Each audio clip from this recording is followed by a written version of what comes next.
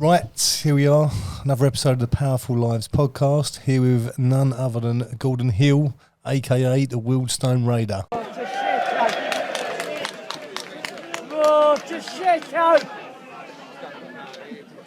You've got no friends.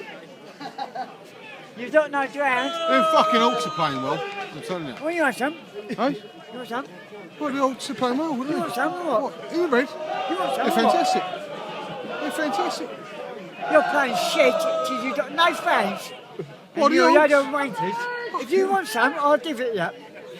You want to do with me? I'm joking, man.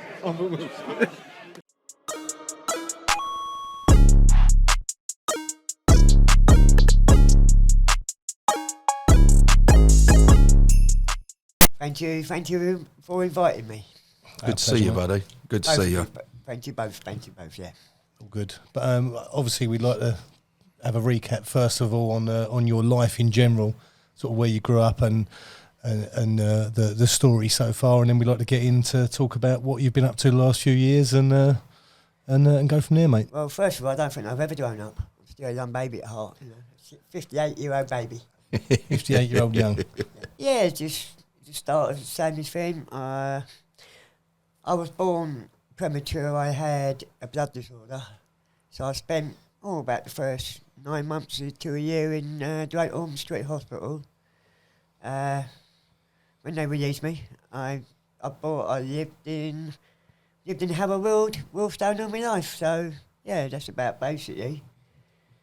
Went to school, normal child, or not a normal child. I was bullied when I was young because of the way I look and the way I speak. But character building has made me the person that I am. Nice.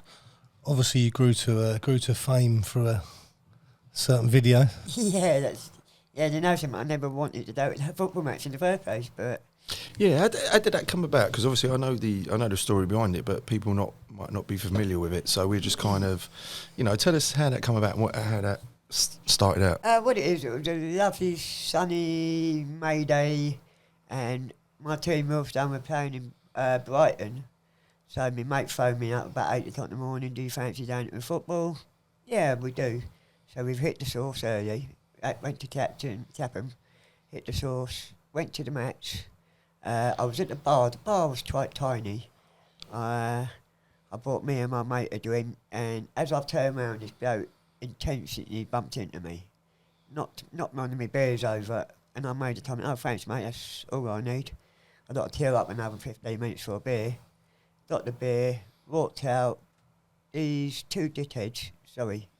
No, you're fine, mate. Good. These two idiots followed me out with someone with he didn't have a mobile phone, he had a proper camera. Following me for about 20 minutes, half hour, basically goading me, taking the mickey out the way I speak and the way I looked. And in the end, I just had enough. So I gave him a bit of abuse back. What I didn't realise, I was being filmed, and they put it on YouTube. And first of all, that was the Saturday. Sunday morning, one of my mates phoned me up. They said, "Do you know when you're on YouTube?" At the time, I didn't even know YouTube existed. It was only just like the start. This was about. It'll be 11 years in May. Wow. Joe, I was just going to say, how long ago was it? Is that what it is? Yeah. Coming up 11 years. Yeah. And that was when basically YouTube was in its infancy, and I never heard of it. So I checked it out, and I see myself try to hide underneath the city and wish it never happened, but you can't turn back the clock. So started off about 1,000 views, and I was watching it, and I said, I think it went to about 5,000. Then it stopped there. Nothing else happened, so I thought, yeah, I've got away with this. And then,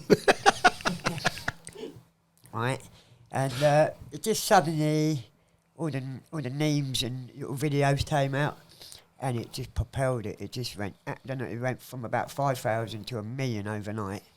And then I was looking on Facebook. It was just everything on Facebook seemed to be about me. Then the newspapers, and then I just thought, I want to hide. But no, it just continued. And then I spoke to, I think one of the newspapers, the Mirror, started just before Christmas, started a campaign about me doing a charity single. First of all, I just thought it was a bit of fun. Just nothing's going to happen about it. And my manager at the time was a bloke called Paul Rumans, and we went to a place, music place called Insanity. How did you end up with a manager? Because obviously, I'm guessing you didn't have a manager originally. He's a good guy, that Paul, by the way. Good guy. He was the president of Wealdstone Football Club. And he called me in one day and he said to me, listen, everybody's making money out of this, apart from you. And I went, no, I'm not really interested, Paul. The sooner it runs out, the better. So, anyway, it just carried on. And then, as we said, November came up and there was talk about a Christmas single. And there was one out there and it was nothing to do with me. And I didn't really like it. And anyway, we went to the Insanity group, and it just so happens a decent friend of mine, I tell you what, the man is amazing, and he'll hate me for saying it. His name's Majestic. He happened to phone up, he had the same manager, and we started talking on the phone about a Christmas single, and Majestic said, right, come down to the studio, we'll see what we can do.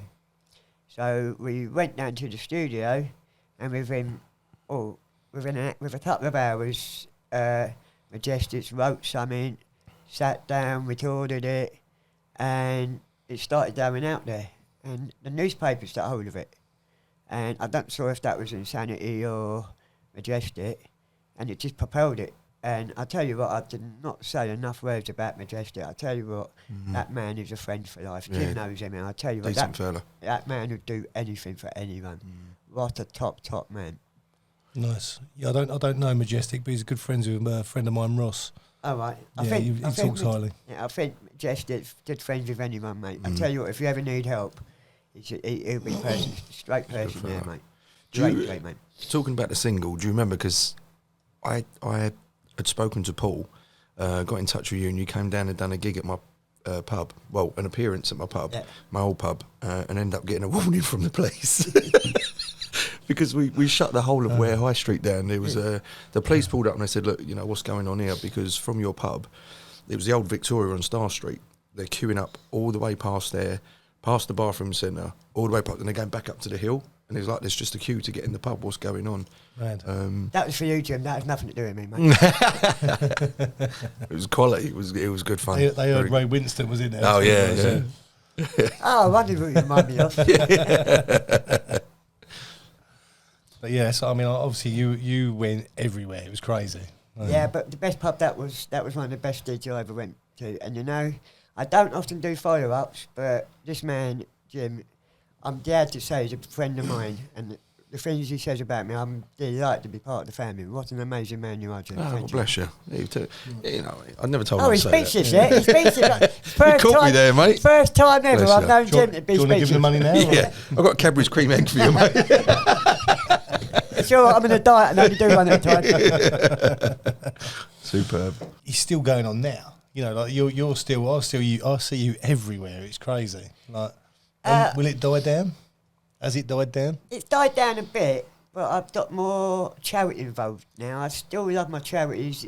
I'm a patron for a charity called Life for Kid Foundation. It's based in Hull. It's run by a bloke called Dean Hoddard. I tell you what, this man must work 18 hours a day. He takes a minimum wage, and he does everything. He is such a brilliant person. And I'd done a couple of events for him, and then one day I was really, really, really down. We've all been there. We all had dark moments and dark thoughts. And out of nowhere, I got a phone call for Jim. I spoke to the committee. We'd like to ask you, would you be a patron for this charity? I tell you what, I started from there, from being down on the ground. I felt like I was flying high, mate. That was one of the biggest privileges I've ever been offered, and I accepted it straight away. I was privileged to be there. I was privileged to be a patron of it, and I try to go up there 3 or 4 times a year just to help promote it. That charity, if you can check it out, Life for Kid Foundation is based in Hull. You can see the amazing things that they do, and I tell you what, it is life-changing for many, many children. It's life-changing for many, many children. Nice. Yeah, superb. He's another good guy, Dean. Very nice guy. And he's dedicated a long, long time to that charity. So obviously there'll be links and stuff there that we can put on that people can go and have a look. and see that for Yeah, themselves. How was it with obviously when you said you wanted it to disappear first off? Did it affect your mental health? Yeah, it did, because you imagine 1 minute you're just a normal everyday person. No, sorry, I've never been normal, so I'd have to take that back. One day you're just walking up the street, you're just minding your own business. Next thing you know, people are stopping you, you can't go anywhere. I actually went into my local newspaper shop to buy a newspaper to go to work, and there I am on page 4. I wish it had been page 3, but I'm not that good at it. So, yeah. Nothing a bit of cosmetic surgery in Thailand won't solve. I'll tell you what, I ain't a millionaire, mate. I can't afford that much. But it's quite interesting to say, because obviously one of the reasons me and Brett spoke about getting you on here is because everyone knows you from the video, that don't know you well, should I say. They all know you from the video. They've all got a thing, and I'm like, there's so much more to Gordon. The Raider's almost like a character, like a superhero character or a villain, whatever you want to call it. But there's more to you. And all the charity stuff you do. I know, like with the single, you donated a lot of money to... Every penny of that single went to charity. Yeah. Every penny. And not a lot of people will know that. Do you know what I mean? It actually cost me money. Yeah. Because I was working, I was doing the promotions for the thing. I was self-employed, so I had to take time off work. And you know what? I enjoyed every minute of it. Majestic made it fun. I tell you what, doing the video, me, Majestic, and a comedian called Paul Chowdhury, I tell you what, walking through London, what a brilliant. It was, I tell you what, Majestic made it brilliant. And Paul Chowdhury, it was really good fun. Yeah. Nice. I think for me, what you sort of touched on just now about you called him a villain, when actually the interesting thing is when you know about the story, exactly, you've been vilified, but you're not a villain. Like these guys have basically started on you and caused you grief and baited you out with a camera. Right? Yeah, and I've actually met them. I've done something for ITV called Britain Sees Red, and I actually met the two blokes when Whitehawk played Wealdstone at Wealdstone. And you know what, the two blokes were absolutely brilliant. They were loaded on by one person. I'm not even going to give him the satisfaction and mention his name, but you know who you are. And you set up to basically ridicule me. And I've made so much money for charity, I've enjoyed it, and who's been ridiculed now, son? You showed a serious set of minerals that day as well. Like it was a beautiful thing. Listen, I hate bullies. I was bullied when I was under, as I touched on earlier on. I learned to defend myself, and I think that is one of the reasons the first video took off, because the British people don't like bullies. They like the underdog, and they see that. I think they saw something. I'm not trying to be big-headed or over the top, but I think they saw something in themselves, like the bullies, and the bullies actually getting beaten. So I think that actually touched the British public's persona. What happened after that video? Because obviously it cuts off there when you know, did they just then back off or? They backed off. There's a couple of mates, a couple of Wealdstone fans see what was happening. They walked over and they thought, oh, it's all right bullying one little bloke like that. We don't want to take on a few of them. And then, just like bullies do, they walked away when they didn't think they could win. Who won the football match? It was a 1-1 draw. And it was boring. And they have got no fans. Spiced it right up. We've even bought a few in for you. Yeah, we've got a couple of fans. You're not Whitehall fans, boys. Come on, Gordon. So we know about that. What are you up to today? Give us like a day-to-day thing, what you do, what you get involved in. I was at a charity football match last Sunday. It was for a young boy, Ethan, I don't know his second name. He had brain cancer. He died 3 years ago. Oh. And Sunday would have been his 20th birthday. So the family, amazing family, arrange every year on his birthday a charity football match. And I was privileged. A bloke called Kevin Two-Part invited me, and I was privileged to be part of the management team of the day. And I tell you what, thank you for all the people at Sandhurst.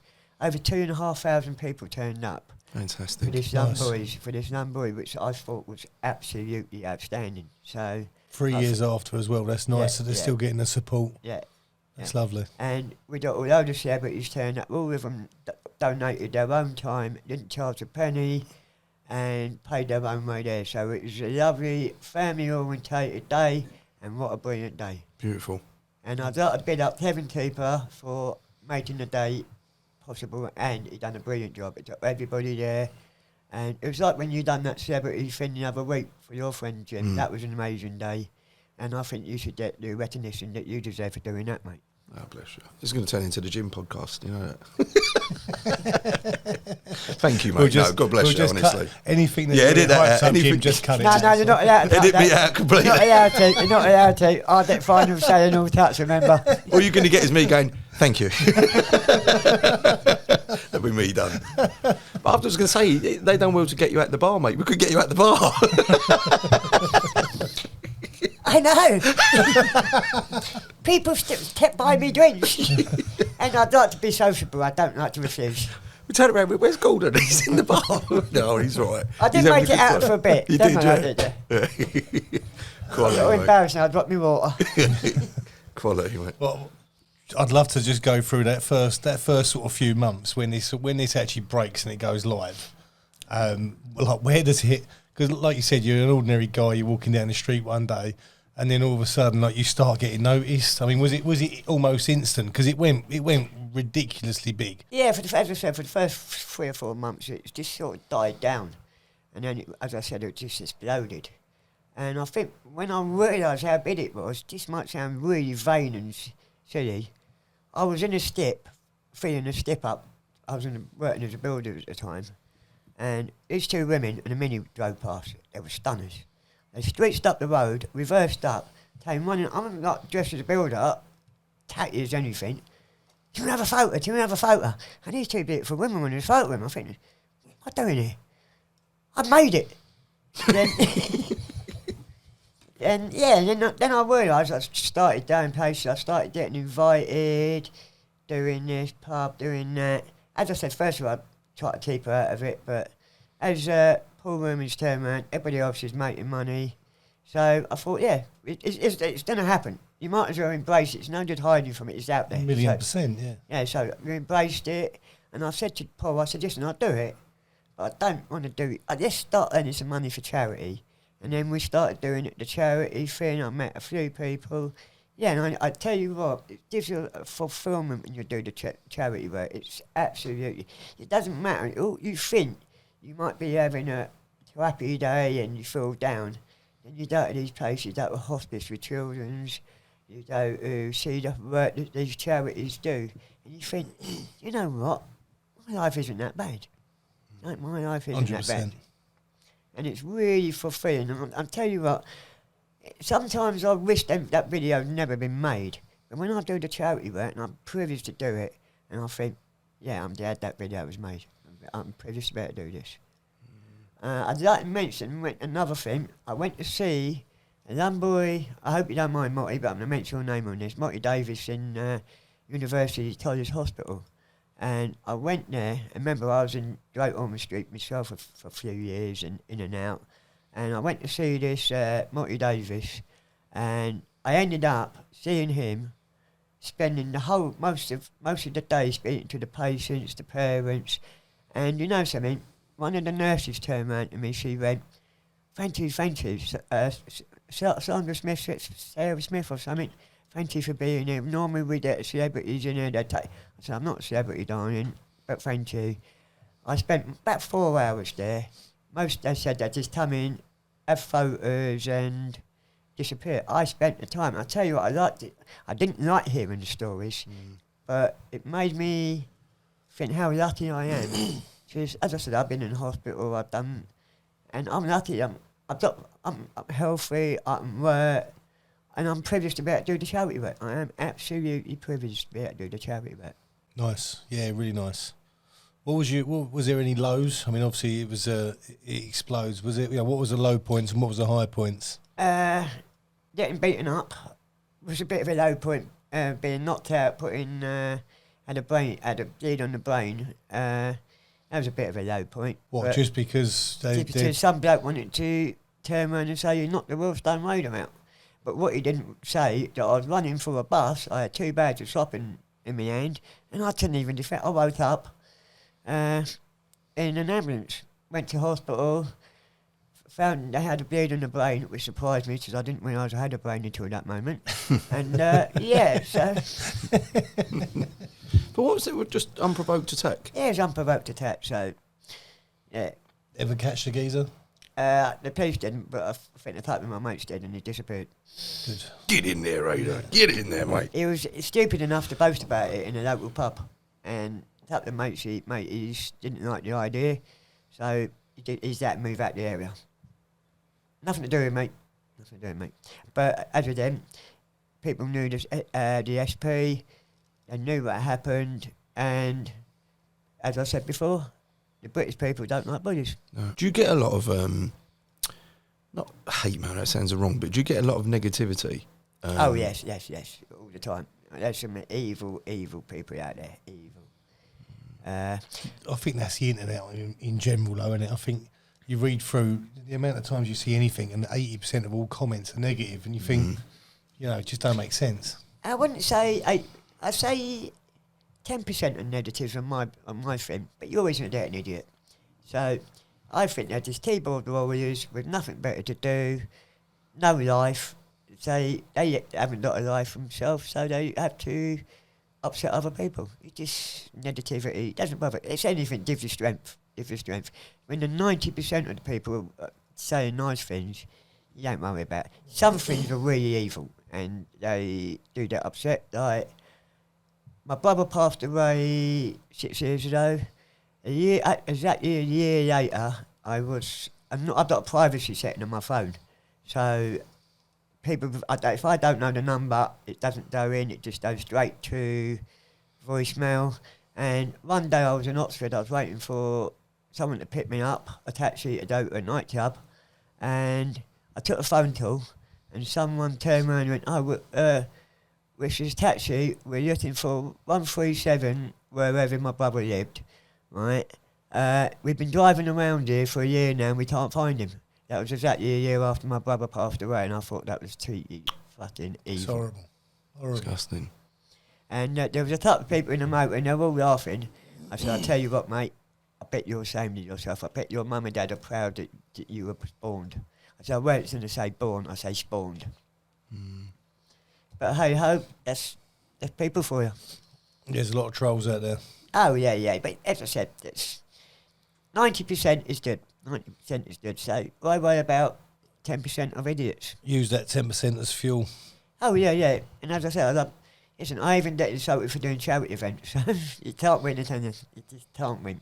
Well, that's what I notice online. You know, like if someone would go, right, okay, like you could turn around there and say, you're going to donate £10,000 to something else. They go, why aren't you donated anything to this? Why aren't you? And you read it sometimes, you go, you never win. You know? Yeah, you can't. You heard what Brett just said. He's just donating £10,000 to Jim Hemmings. Happy days, mate. Happy days. That's towards the Jim Hemmings statue. Which is long overdue, I'm going to be honest. But do you think, right, obviously we're having a laugh and a joke, but, you know, we've touched on quite a serious subject here, you know, a very serious subject. Do you think that negativity has come from the video, and as we said, people getting the wrong impression, people thinking that that's what you're about, and not the fact that you're responding to being bullied? That's a hard one. I think even if it wasn't that video, it'd been another video. I think there's haters out there. They've got nothing better to do. They're just sad little people. And I think whatever would have happened, if I'd have been famous for another, or not so famous, whatever way you want to put it, I would have still got the haters. I know people that do charity work and they've not done a video or not that. They still get the haters. Just evil people out there. Unfortunately, that's the society we live in. The internet's made it very easy to hate. You know, you wouldn't. I don't think it happened when it was face to face. No. But now it's very easy to, like you say, the keyboard warriors. Yeah, and they're putting, as you said, they can hide behind fake profiles. I think there should be some legislation. You should have to have an ID to get either a Twitter account, Facebook, or anything before you're allowed to do it, because it's anonymous. I can start 100 different Facebook pages, and I can insult everybody and just hide behind a persona and just hide. basically it's just they're hiding, using a different profile and just insulting people because they make them feel hard. So I think there should be some sort of legislation, and you should be able to prove who you are. So if people start hating you and do the hate, they can never come back. There is a way now with the ISP address, or I don't know, I think that's right, where they can chase them. But there's so many and so much to do. I think it should be regulated a bit better. I think social media should be regulated. It's not me. What I feel sorry for is the youngsters nowadays. Like if you haven't got a lot of money and you're wearing the wrong trainers, or you ain't keeping up with the fashion, you get trolled. There's children feeling sorry for themselves, committing suicide because of haters, and there should be more control all over social media to stop that from happening. Was you ever that low with this? What went on? Would you ever sort of hit that sort of low point? On numerous occasions. To tell you the truth, yeah, on numerous occasions. But you know something? There's always something to pick you up. There's always something to pick you up. You've only got one chance in life. This is not a dress rehearsal. You've got to enjoy it. Listen, life is a roller coaster. No one asked to be born. Right? You just dealt with a hand of cards, and you've got to play them the best you can. We've all been low, we've all been high, and we've just got to get on with it and battle through. None of us have ever been asked to be born, so just carry on. And you know, sometimes when you're at the lowest, and there is a stigma about asking for help. There's still... in men especially. I was about to say that, yeah, especially in men. If I walked up to a lot of people and said, oh, I've got cancer, I'll have a drink, right? And there still is, I'm really depressed today. We don't want to speak to him.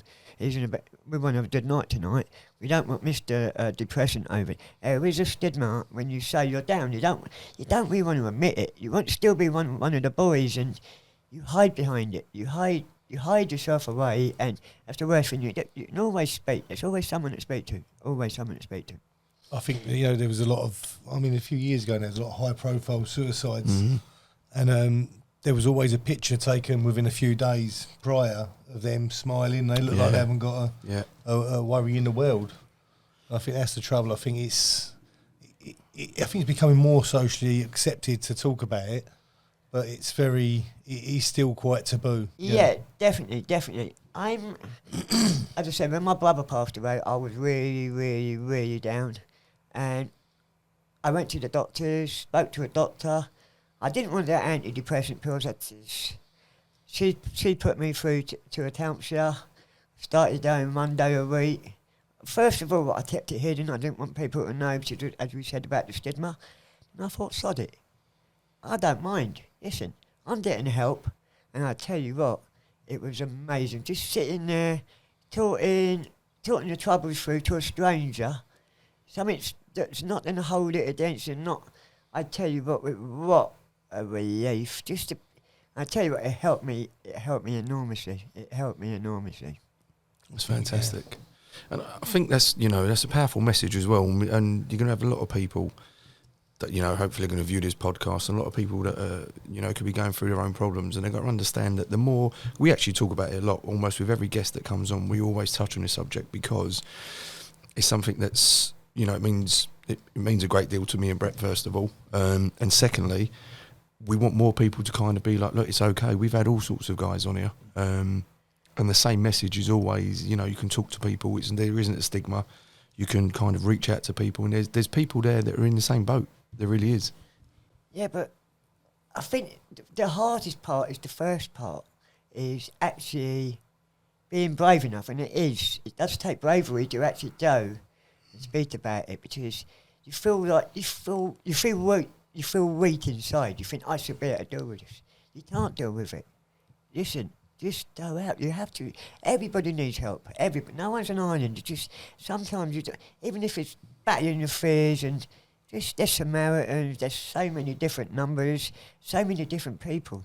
And you can do it anonymously. You don't have to say your name. You just say, I'm Joe Blodds from so-and-so, I'm feeling suicidal today. Explain it. You've got a sympathetic ear. You don't have to give your name. You can just be just my name's Joe Bills. I'm explaining the situation. There's people out there for everyone, apart from Tottenham supporters. Sorry about that. We'll just wrap it up here, Sean. We've got our own phone lines. Big Ange is on the phone to us, don't worry. He's comforting us.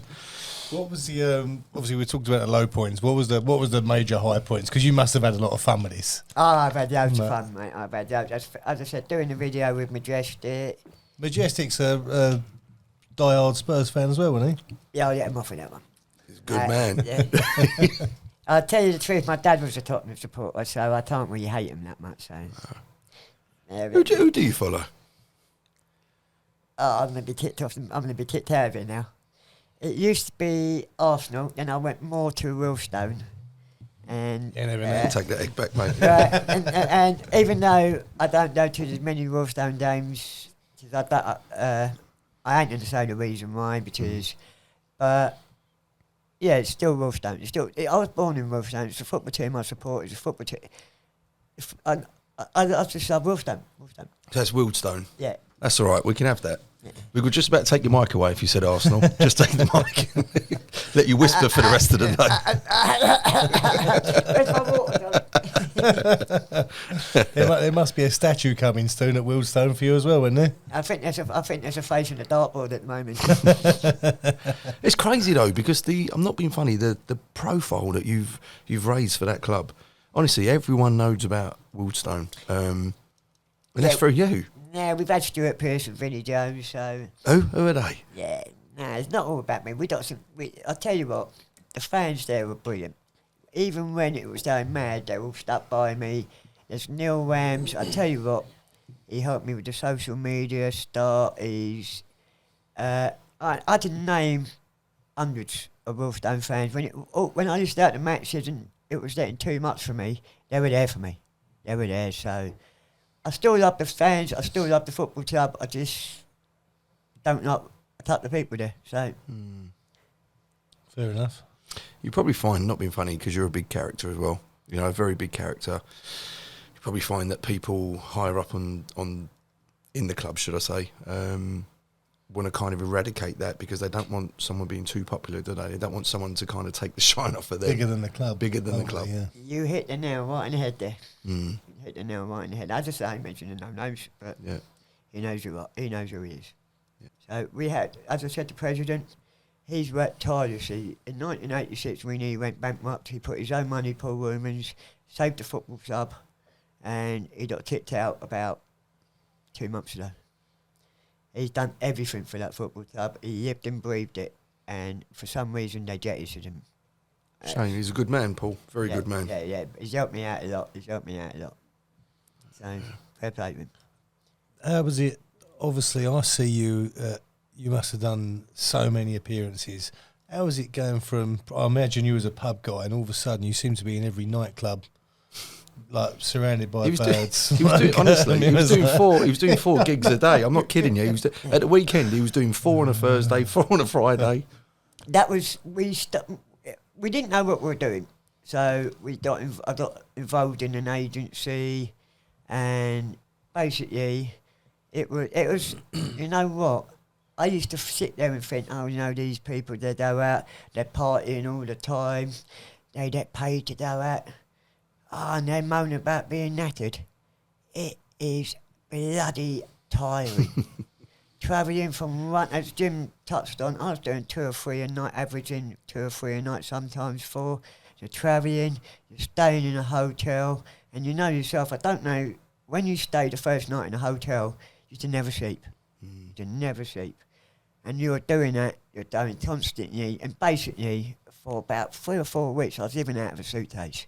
And I tell you what, I was absolutely dead on my feet. And I thought to myself, I don't know how these people do it months and years on end. And I think, you know, like it ain't just a case of going there. Some people will go there just and sit in a corner and have a bottle of something nice. You're there pretty much being harassed for videos.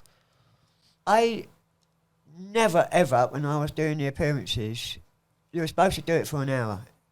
And I would never ever leave someone without a photo.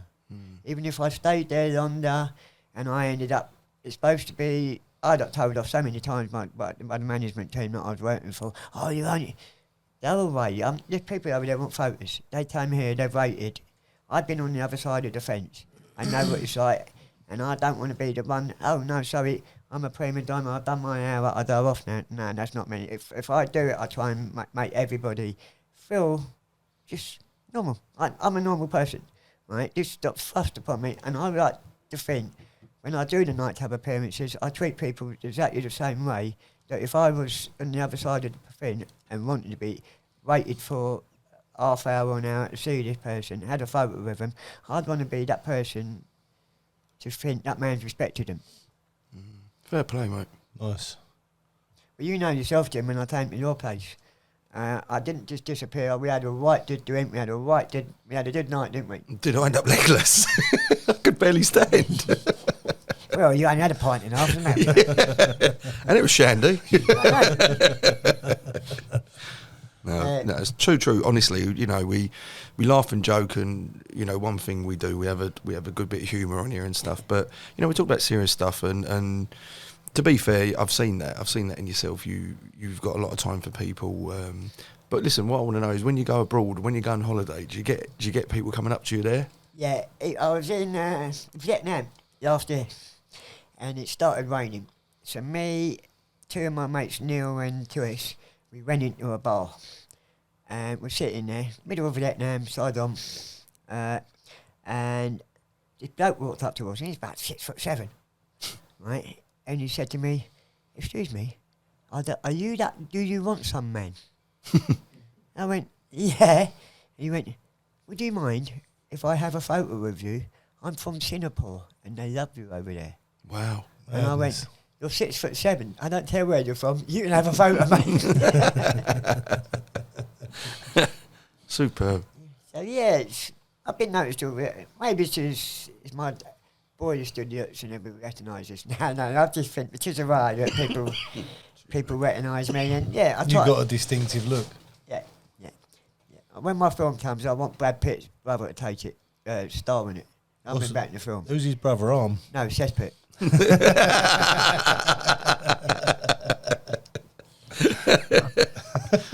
Quality. What about? I mean, what are you doing for work now? I work in a warehouse. Am I allowed to mention the name of the company? Don't see why not. Yeah. Called Orbital Fasteners. We're based in Rockford. We sell nuts, bolts, screws, power tools. Yeah, it's good. Next day delivery. Yeah, proper company. The owner there is absolutely amazing. It's a family-orientated company. His dad started it. He's taken over, and you know, the last Wednesday every month we do a percentage of our takings to a charity. I think it's prostate cancer this year, so we do it. He does it every year. He makes a vast amount of money for charities. Great man himself. Fantastic. Nice. Mr. John Wilson. Thank you. Good man, John. Good man, John. We want some nuts and bolts now, John. By the way, Yeah. you're on the show. We want some stuff. Yeah. Do you want some screws? Yeah, next day delivery, please. We'll have some They'll screws. be here tomorrow. Yeah, we'll have them. Lovely. No, we don't deliver on a Saturday, sorry. Oh yes, we do. We can get a special driver for you. That's perfect, mate. Perfect. And what about now? What's the last sort of few years been like for yourself? But I've calmed down a bit. I've said I'm getting a bit old now, so I work Monday to Friday. Yeah, Monday to Friday sometimes. Yeah, I've calmed down. As I say, I can't do as much of the charity work that I'd like to because I just need time out every now and then. So that's what. Towards last year, I broke my hip and I went for a bad time, and I just needed this holiday. I really, you know, I just needed my battery recharged. So I went away for, everybody thinks it's in the I just needed a break. I was so drained. Towards the end of last year, I just had nothing left. I just had no energy. So it affected my charity work. It affected my work. I've taken a lot of time off, set off work, and now I just feel rejuvenated. I feel back to my brilliant best, if there is a brilliant best of me. So yeah, I try my best anyway. And where was this, Thailand? Yeah, Thailand. Nice. And you was telling us off air about potential. Yeah, I've been offered to run a bar. So yeah, you never know. Watch this space. Within 2 years, you'll be coming to my bar, Raiders Bar in Pattaya in Thailand. Nice. Right, I like the idea. Yeah. Yeah, very nice. We'll have to do a follow-up there. Get a week out there. Perfect. Yes, and I'll tell Miss Hazel about it, mate. You can't do away that easy. No need for that, mate. Did try, Jimbo, did No need try. for that. It was purely for work and, interest. Yeah, that's what they all say. Sorry, Gordon, we didn't realise it was this sort of bar. Yeah. I'm leaving Wednesday. Yeah. Did you say what Wednesday, though? No, exactly, mate. Yeah, I imagine. I've never done Thailand, but it looks lovely. It is. It's not all CDs and everything that was ranked out, because they will say about you can go to bars. I went to bars and there's nothing like that whatsoever. And it's a great, beautiful weather. As I touched on earlier on, the flight's a bit expensive, but you stay in a 4-star hotel for £30 a night. Wow. Food, the food is amazing. If you go there, watch where the locals eat. Go in there, and you know the food's cheap, it's reasonable, and it's safe. Nice. Yeah, I've heard big things. I've been saying off air, I've got a friend of mine's moved out there for a year, just because it's so cheap out there to live. He sold his house. Yeah. And it's so laid back, the people are brilliant. I tell you a little story. We've all heard rumours about thieves and ladyboys thieving and everything. A friend of mine, Ant, met him while I was over there. A lot of it's motorbike taxis, because it's easier to nip in and out. So he's jumped in the back of this motorbike taxi. They're driving up the road. Anyway, you see this other motorbike taxi following him. So anyway, the bloke's getting toast, so pulled in front of him, and this bloke Ant thinks, oh no, this is a bit of trouble here, right? The bloke's jumped off the first motorbike taxi that pulled in, walked towards Ant and said, here you go, mate. You dropped your mobile phone when you were jumping in the taxi, when you were getting on the taxi. He must have followed him for about 2 miles, right? And he was a Thai person, right, for about 2 miles to give him his mobile phone back. Right, so Ant came and offered him 1,000 bahts. But I said, no. So anyway, Ant said, take it, please. You just saved me. And the bloke didn't even want to take it, but that is the hospitality of the Thai people. Very honest, hard-working people. See, that's another thing as well. You don't really hear a lot about that, do you? You hear quite a lot of the seedy stuff, and I mean off air you'll have to give me and Brett the bars not to go to, all the seedy ones, because obviously we don't want to make a mistake. So you can give them to us off air. But no, all joking aside, it's. I think the more information goes out, it goes back to yourself. The more information that goes out, the more people see the real story. Yeah. That kind of clarifies everything. Yeah, it's good and bad and everywhere. If you go to central London and get robbed, it's. I just think the Thai people are absolutely. There's some honest, but as I said, 95% of them are absolutely brilliant. I say that all the time. We've mentioned this before, I'm sure, where my missus will say, what about, let's go to Egypt, and she'll go, God, it's a bit dodgy over there, isn't it? It's like, we live in London. Yeah. Like, you've got more chance of being mugged as you walk out your front door. Yeah. So, as I said, I went to Bangkok. They say 1 night in Bangkok. I stayed 2 nights and I loved it, mate. I absolutely loved it. I went to a little bar by the hotel. There was no seediness. There was nothing. Watched the football. Got on with the bar staff. Yeah, it was absolutely amazing. Good. Absolutely amazing. As you said, you can walk into the wrong areas. I seem to do that every night when I was over these days. And now, you know what the areas, it's all mapped out. You speak to people, they'll tell you what to do, where to go. Is it mainly expats out there? A lot of expats. There's a lot of Indians down over there now. That's where I was in Pattaya, and in Patong, Phuket and all round that side of the coast.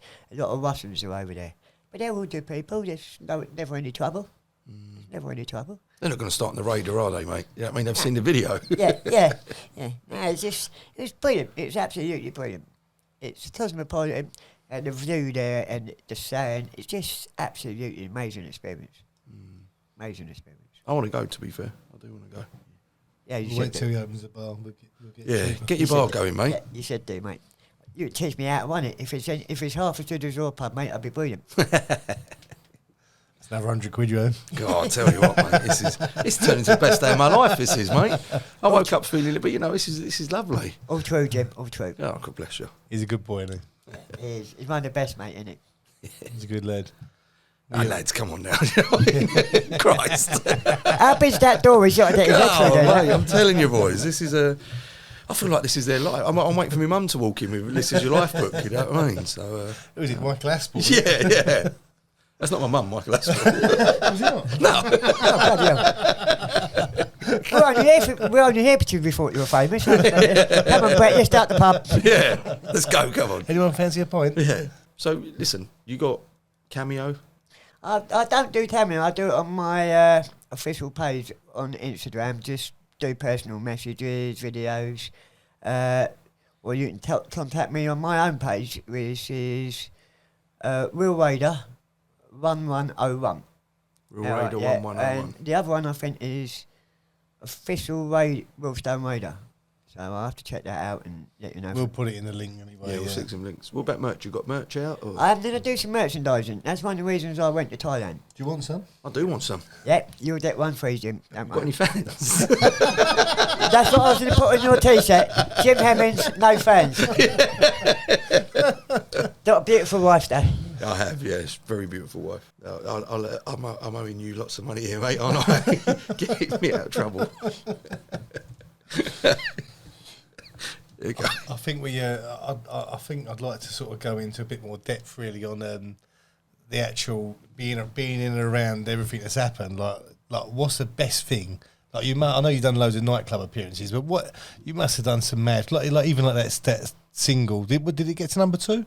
It got to number 5 in the national. It got to number 1 on iTunes. So, Which is it's massive, yeah. yeah, it's not bad. It's, as I said, it was just I enjoyed it. It was a bit of fun, and it made a lot of money for charity. So everyone's a winner. And did you do some stag do's and? I've done some stag do's. I've stopped doing them because some of them you're walking into the unknown. Some of it, I only had one bad experience. So, but yeah, I might be down to Benidorm at the end of August. So I've still, if I like it, I might do them. Yeah, contact me. What was a bad experience? Tell us. Can you tell us? Yeah, it was a boat trip with a load of youngsters on the Thames. They're all on that cocaine and that balloon trap. They got a stripper there. They started touching up and feeling up the stripper. In the end, she's ended up. I put her into with the captain, and I had to stand guard. When the boat landed back at London Bridge, the police were waiting. Oh, really? Yeah, and I thought I don't need all this crap. Lucky enough, the captain and the stripper turned around and went, no, I helped him. The other people were arrested and we were let go. But it was an environment that I was trapped. Mm. I couldn't get off the boat, and I would never do anything like that again. At least now, if I go to other places, I always make sure I've got my money to come home. And so, worst case scenario, I walk out. I walk away from it. So, you got to be careful. You got to be careful with everything you do, really, don't you? So, Are they sort of obviously trying to get you drunk and throw a load of drugs up your nose, or? yeah, I've been offered so many drugs. Years and years ago, when I was in my 20s and 30s, I was a toadhead. I haven't done it since, for about 30 years now. But I wouldn't touch it, and you still get offered. I even got offered from a manager of a nightclub. So... yeah, crazy. Yeah. I know. I've spoken to Naked Martin quite a few times. Yeah. And he does all the stag do's, and like, don't get me wrong, I don't think he turns too much down, but like, it all sounds quite crazy. Oh, I don't. Because I work for a lot of charities and mostly children's and hospitals. It's not a good mix. Nah, and I don't.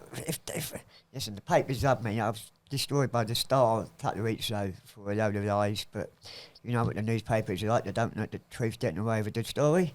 So I wouldn't want anything to say like me on cocaine. If I got caught doing a line of cocaine, I'd use some of the charity work I do. And I won't want that. The only thing, you know what, I don't need the buzz of cocaine or anything else. Because the best buzz you can do, or best buzz I do, is the charity work that I do. Nice. Yeah, it's good to give. Yeah, it is, mate, it is. Well, give us £100, you owe me. There you go, mate. So, I've bought you an egg. brought me an egg.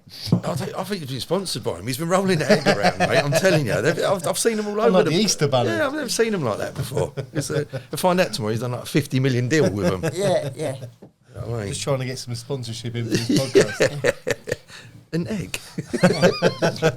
This podcast is sponsored by Cadbury's Dream Egg. And it hasn't been up Brett's bum either, so that's fantastic.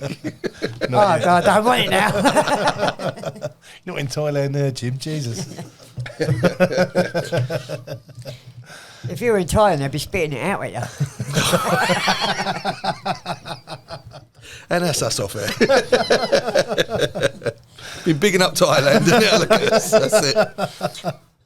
I tell you, the funniest thing I ever seen in Thailand, a round pool table. Oh, what? A round pool table. Search it up, pool table. Yeah. Interesting. It was, trying to play it was just, I'm not bad at pool, I'm not brilliant, but I just couldn't get my head around it. Struggle to get into the corner pocket. Yeah, your head around it's round. I couldn't even imagine that. No, I've seen them before. I've seen some crazy shaped pool tables. Yeah. This was, and there was another one, like, it was like a 50 pence a piece one. This is amazing. But it's something to get you in the bar. Mm. Maybe you should try it in your place. I might do. Might get some fans then, Jim. No, I need some fans. I need some fans, mate. Definitely.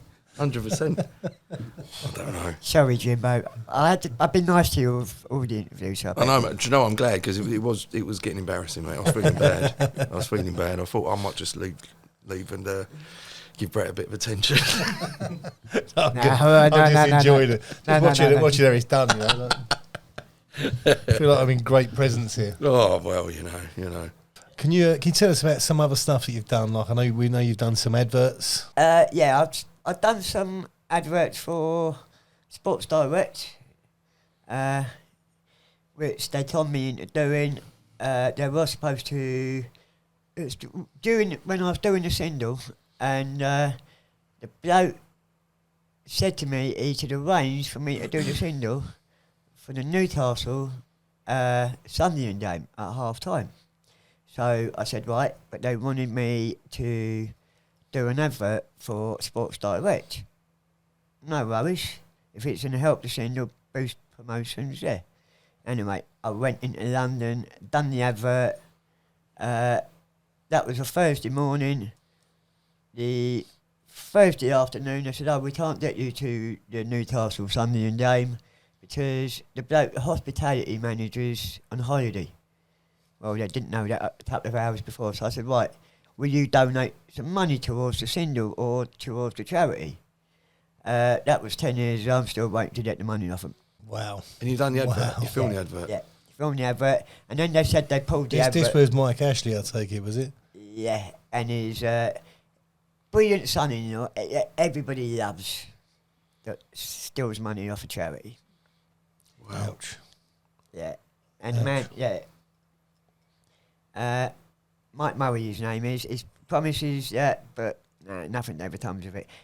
So he's a millionaire himself now, because he's a director of one of Mike Ashley's company. He was at the time my promoter when I was doing the nightclub appearances. But then he met Mike Ashley's daughter when he was doing the promoting, married her, and not nice person. Sorry, not nice person. That surprised me. I've got friends who know him well. I don't know him, but never met him. Ashley or Murray? Both. Oh, right, yeah. But obviously what he's done for Sports Direct, Yeah. like the new stores are unbelievable. Like, and I know they've really turned it around. Sometimes I suppose it takes that sort of cutthroat attitude, and that's how it's. You know, it's not how I like to do business. Yeah, Well, I but suppose come on, it's- what is $5,000 to Mike Ashley? I tell you what, it'd be like us back down into a shop and buying the tapestry, man. Come on, I bet he spends more money down than his diesel for his cars. Planes. Planes, yeah. So That surprises me. It really does. Yeah. Well, Yeah. if they're listening, I'm sure they're going to Pay be. up, chaps. Lads, pay up. You owe the Raiders some money, mate. not me. It's for the charity, man. I won't run a penny of it. I'm sure Dean Hoddard or any other charity would be Daddy have £5,000 given to him by that, and if they want to put the interest in, they can put more on. Nice. We'll calculate that for you. We'll work that out. Yeah. And obviously, do you want to send us some money as well? That's Yeah, fine. because obviously otherwise we're telling everyone. I'm telling everyone. Yeah, if you want to sponsor a couple of shows, it might be better. We might get better than Tabby Stream, isn't it, Sam? We'll be sitting here in about a couple of weeks' time in the fully like Sports Direct tracksuit. I'm good, mate. Yeah, and matching Lonsdale trainers. Yeah. In my bar in Thailand. Yeah, mate, that's going to happen. Yeah, if they want to fund the bar, the move, that'll be, you know, we'll let them off with that.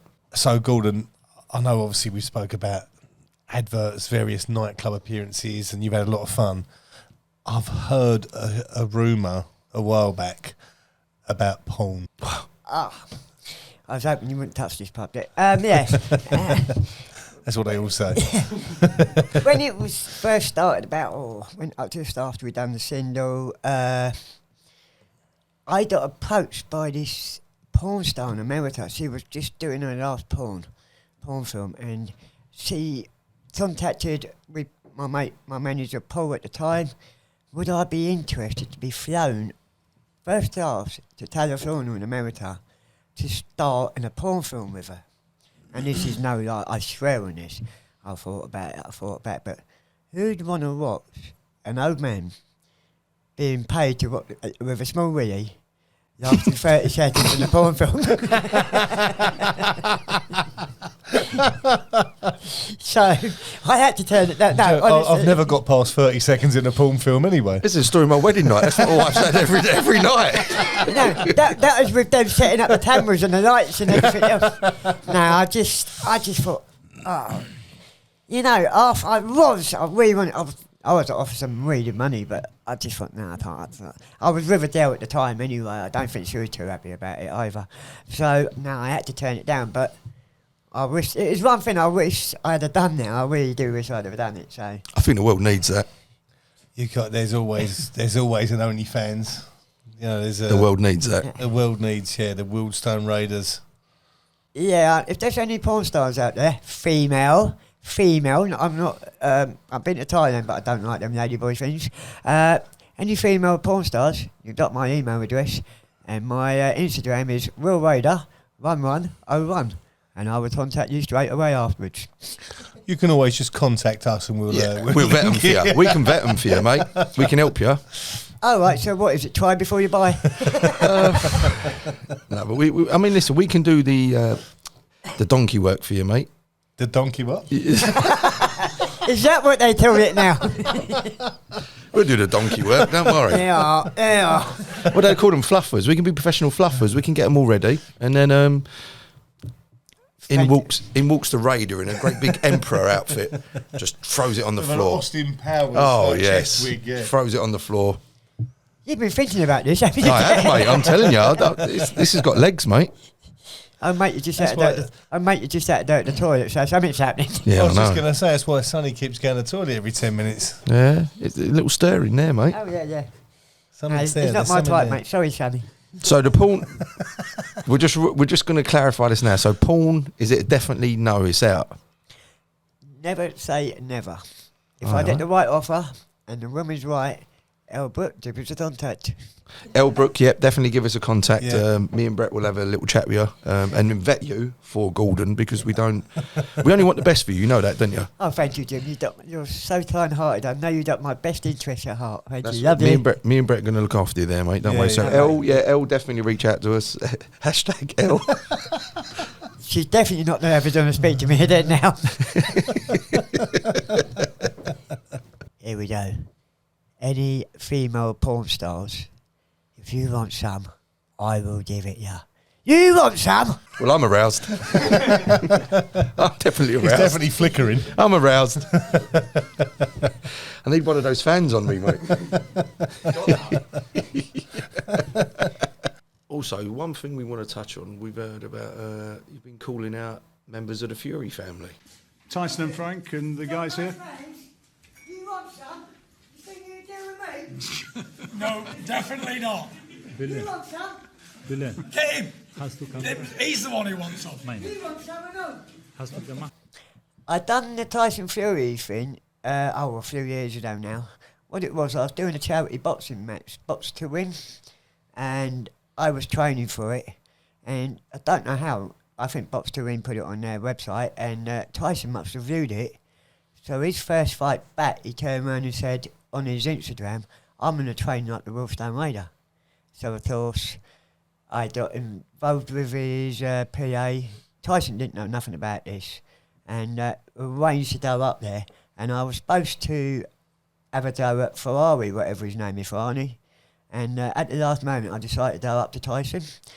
And I don't know what went in my head that moment, but yes. And Tyson loved it. And that was in the press conference. And then a couple of months ago, Tommy was fighting KSI.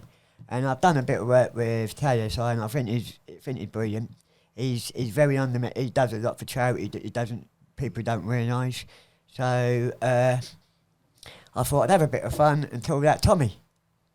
And then I got invited to that Manchester and watched that fight. And I think KSI did win that fight. I think that'd be a close fight, you and Tommy, to be fair. I'd beat him. I'd tell you what. I'd like to see that happen. I'll tell you what I'll do. I'll fight Tommy, and then if Tyson wins his belts, I'll fight him afterwards. How's that? Good, mate, I'm telling you. I don't know if we'll take that. I don't think he wants any live challenges at the moment, mate. No. You might calm that down a bit. Yeah, it bottled up from me twice now, so third time lucky twice.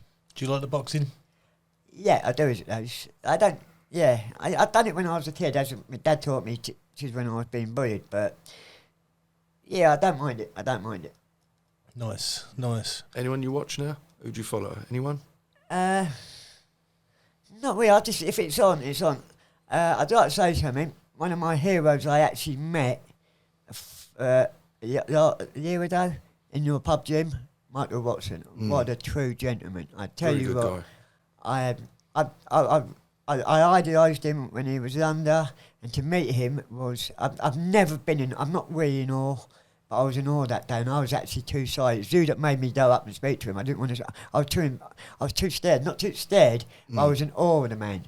And because when you meet your heroes, you think, will they live up to the expectations? And I tell you what, that man lived up to the expectations more. He doubled it. I tell you what. So positive. So positive after being what happened to him.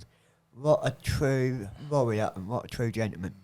We had him on the show, and he was talking about his life. And then, like I said, I've heard the story thousands of times, but it always inspires me, and it always makes you think: how can we moan about what we're going through? Yes. How can we moan? I'd been making excuses about going for a run and trying to get fit again, and we've done a podcast, and Michael's talking about when he'd done the marathon. I went home and went for a run. I was like, Aaron, why am I putting this off? Yeah. He inspired me, and I think he's inspired millions. Oh, definitely. I don't think his story's been spoke about enough. I think without a doubt, as I said, I spoke to that man. It was a hot day. I carried him water. I tell you what, that man couldn't thank me. And it was as if I'd given him the keys to Buckingham Palace. Because I just took him a bit of water because it was a really hot day or a drink. I tell you what, he made me feel like a king. Right, and I'm just a normal. I tell you what, that man is a bloody hero. He's a good man. I second that. So it was a hot day. You bought him water, but you didn't have no fans? No fans in the pub. You had fans outside. You actually took him, man, to make sure and sheltered him. You actually looked after him because he was a bit hot. Yeah. Hey, I thought I'd do the right thing. See? If it was Brett, Brett would have cared less, mate. I think that might have been Helen. Sorry. Oh yeah, it might have been Helen. Yeah, I didn't know we had a fan. To be honest. Yeah. So yeah, that's the truth. And I met him. I've met Chris Eubank, and he ain't as arrogant as he made out. He's actually, and Nigel Benn. So yeah. It's all good. I've seen a lot of bad press about Eubank the last year or so, but I think people don't realise he's been through a hell of a lot as well, hasn't he? Yeah, listen, to use a son like he did. Yeah. I tell you what, when I met him at Hope for Heroes thing in Cornwall, RWF base. He was brilliant, absolutely. Had time for everybody. He makes out he's an arrogant. He isn't. And then I was playing for a celebrity football team, and this woman, Doreen Flowers, loved Chris Eubank, and so I asked Chris if he would do a video for her, and he kept putting it off. And anyway, we went through Gatwick Airport, and I said to my mate Mike, Mike said, "Oh, he's forgotten about it. He's walked off." I went, "No, it's the same now, really." Guess what? On the other side of the gate, there he was, Trish Eubank. Sorry, I wanted to get through before everybody else. Can we just go over there to do your video, please? Oh, fair play. Nice. And he says to me, he said, and my mate had to go back to his son broke his head that day. And Trish Eubank said to me, "I'm going to Brighton, but if I can drop you, my manager or my assistant picking me up, can I drop you down at a train station so you can get home quicker, or if you want to stay near me?" And what a brilliant young man! What a brilliant man! What a brilliant man! See, that's another thing. I think you've got a certain opinion of Chris. You see the way he fights, the way he conducts himself, the way he dresses. But if you to actually sit down, speak to the fella, the real him, I think, would come through. If you let him open up and talk about his life, his tragedy. Listen, I think that's someone that suffered mental health as well. You think of what he's gone through. Massively, yeah. So, but even on the back of Michael's, 100%. Like that's affected him in such a big way. Yeah, definitely. And it would, wouldn't it? Like, definitely. It was never the same afterwards, was he? No. Sorry to jump in. We had an event with Eubank and Nigel Benn, and I surprised the pair of them by bringing Michael Watson on. Yeah. And I can honestly say it's something that I wish I didn't do, because Chris fell apart. Chris wouldn't let go of his hand. Chris he wasn't interested in the interview anymore. He didn't want to talk. Him and Nigel were having some good banter, but he didn't want to talk anymore. He was so transfixed on Michael, hold it, are you okay? And that was it. Then we were lost. Spencer Oliver was trying to do his best to interview, but he was gone. Chris had gone. He was in the world with Mike. Yeah. And I wished at that moment I would have realised probably the impact it had on him, what happened, because you don't think about it, you know? No, you think, but professional boxers, but he actually touched on that story. He actually touched on that when we was beating in this Hope for Heroes thing in Cornwall, and he said it did affect him in the boxing ring, because he always thought about Michael, and that I think you could see him. He wouldn't finish the fight, would he? Yeah, you could see another 3 punches he's done, and he was always holding back. Yeah, he said that in the mind. He wanted to, but in his back of his mind, he just couldn't do that last punch. Yeah. So he's a great man. He's a demand. He is a demand. It's just, as he said to me, he said, at the time they had Michael, everybody loved Michael, the people's champ, this, that and the other. You couldn't have two people's champ. He had Nigel Benn, the warrior, the soldier. So he had to be something different. He had to be the showman to get people. He said, it made people hate me to people paid money to see me get beaten. And the more flamboyant I got, and the more obnoxious, the more people wanted to pay to see me get beaten.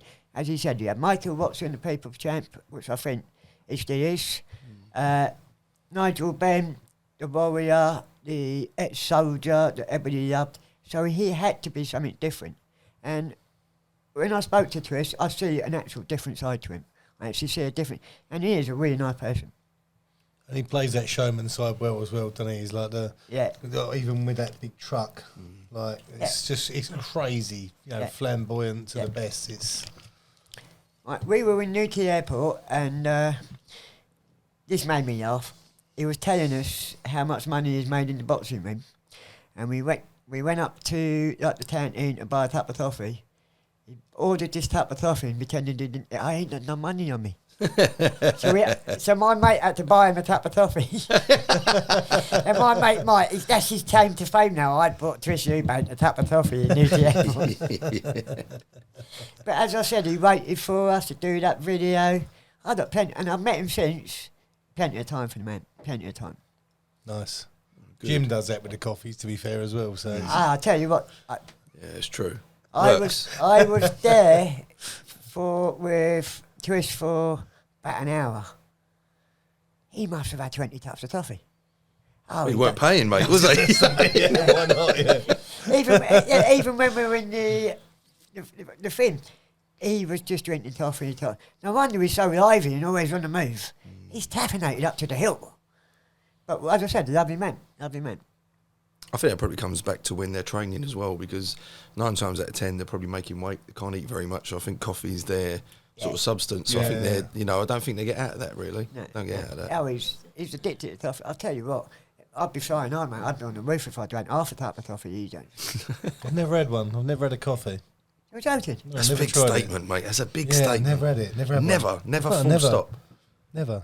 That's a big statement. I don't think I think I've never met anyone in this world that's never had a cup of coffee. Well, hi. Wow. Here I am. We need to do a show. Hey, boys. No coffee up here. Right, can we have the next show sponsored by Nescafe, please? Yes. Please, can we get some money to get Brett a coffee? Don't worry, I'll buy you a coffee, don't worry. Much appreciated. What? Let's carry on with that. Why don't you like it? Do you know what? I think as a kid, I was forever like, my dad would be forever like, Brett, go and make me a coffee, please. Like a really deep voice. Probably because he drank so much coffee. And so it'd be like, coffee. And I think, oh, fucking go and make another coffee. Like, and just the smell of it, just for me, it was like, oh, you know, I was same as he was a whiskey drinker. And I've never tried whiskey. I've never done whiskey. Like, I never, yeah, just the smell of it, just as a kid, just put me off. Like, never done drugs in any shape or form. Never done no cocaine, no nothing. Boring geezer I am. Shall I go now? Yeah. I might as well go now. Listen, What church do you worship, Mark? the coffee was a revelation. I mean, everything else is bosh. I can just see the headlines. I've never had coffee or cocaine. Mate, crazy. I was just trying to highlight how boring I am. I think I got that across. Sadly, I've done everything. I mean, I still have coffee now, but I've done everything. Yeah, under the same sun. with Snap. And I'll tell you one thing I did love in Thailand. The iced cappuccinos. Oh, In the morning, you know, when you had a few beers the night before and you get that deep, hard throat. Sorry. Hang about! Is this where you got to the wrong bar again? Wait a minute, mate. If I don't mind. Matron. Listen here. Exit stage, yes, please. Yeah. All right. You know, 2 when minutes. you've had the sore throat. when you've Yes, had mate, the yeah. beer, We're familiar with that. yeah, the iced coffee and the heat. Yeah. In the morning, oh, it went down beautiful, mate. I tell you what, I used to walk McDonald's just for the iced coffee with the syrup. And in the end, I didn't realise we had a waiter there that done them. He's not supposed to, but he's done them. It was 80 bahts, so I used to give him 100 bahts. And I used to just tap the button on the phone, and within a minute, I had the iced coffee there. They were earning, they had earned basically the two of them £200 a month. So I didn't realise I was leaving 500 bahts for the cleaner. That was 2 days' wages for the bird. She loved it. And a couple of days I didn't have my room changed. She was all done. I thought, how are you? I thought you'd be happy. And then I realised because she ain't getting. So at the end of the thing, I had about 2,000 bahts, £50. Now I've just left it there for the cleaners. Man, can't take it home, and I did it at home. No, that's right. So, no, I just left it there. Nice. Like you say, you change someone's life out there. Like. Yeah.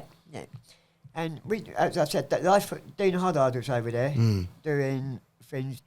He actually does charity work over there, looking after children. So it says the measure of the man, how brilliant he is, doesn't it, really? I met him a few years ago, Dean. We took the heavyweight boxer up to Hull and had a boxing match, and that was for life for a kid. I met him there, and I mean, we're talking a good few years ago, and he's still just as committed now, isn't he? Oh, if he's not, he's better, mate. He's just, everything. He's run over there. I think he does the All Stars rugby team thing now. I think he plays for them. If he ain't doing that, he's doing. His momentum is just on charity. And you know something? I think he got a British Empire medal last year. Yeah. Tell you what, if anyone deserved it was him. Yeah, He's good guy. A brilliant guy. And he'll hate me if he gets this podcast. He'll hate me for saying this about him. It's good because we're going to tag him. We'll put loads of tags so he sees it, mate. We're going to make sure he sees it. Oh, no, We're going to leave the bit out about the deep hard throat, though. Oh, thank you. No, that's what I was talking about. Dean, he was the one that was there doing it. I'm like, sorry. Why do you think I'm bidding him up so much? Hey, Dino! As known as the human Dyson. Yeah.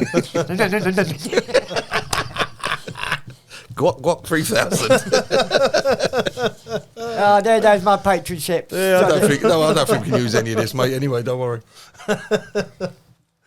Oh, brilliant. Brilliant. Quality. Well, I must say, Gordon, it's been a lot of fun, this one, mate. Really appreciate you coming down. Listen, I have been privileged to be invited. Thank you both. Thank you very, very much. And now, me and Jim are going to have a cup of coffee. Yeah, we are, mate. You can't finish without giving everyone a little. It's got to happen. It's got to happen. All right, listen, I've never said this before. You lot have dot fans, but don't worry. If you want some, I'll still deal with you. You want some? Get in there. What a pleasure, mate. Top What man. a pleasure. Good man, Gordon. Thanks for having me. Thank you. Thanks for coming. Thanks for sharing your story with us, mate. Phenomenal.